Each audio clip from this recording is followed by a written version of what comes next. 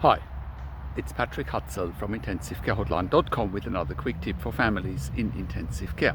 So today's tip is about that young people in the last 2 years have died, young, fit, healthy people have died because of ECMO shortages during COVID-19.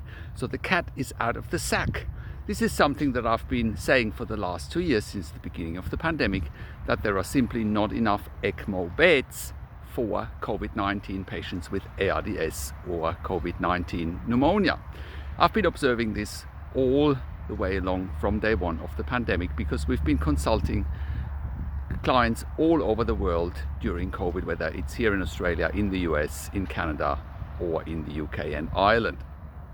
So we have seen over and over again when patients in intensive care, young patients in intensive care, have been diagnosed with COVID pneumonia, COVID ARDS, they were prone often fairly early on, but with no success.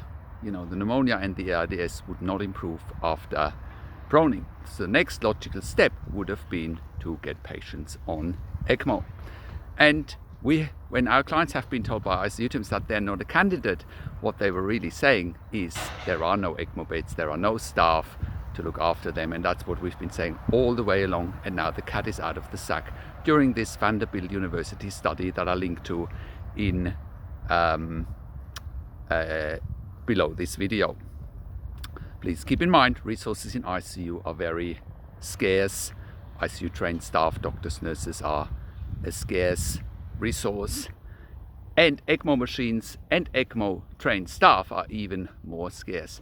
ECMO beds were in short supply before COVID, and the pandemic has just shown how unprepared intensive care units are for the influx of many COVID pneumonia, COVID ARDS patients. And it just goes to show that there needs to be more ICU nurses, more ICU doctors, more ICU beds, and so forth.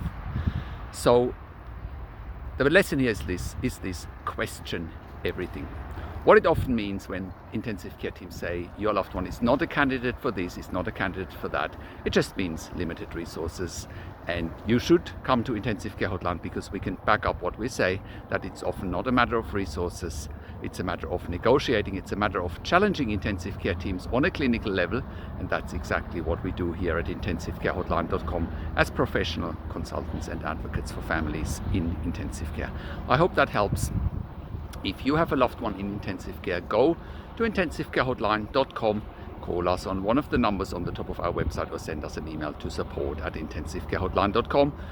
Also have a look at our membership for families of critically ill patients in intensive care. There's a link on our website, or go to intensivecaresupport.org.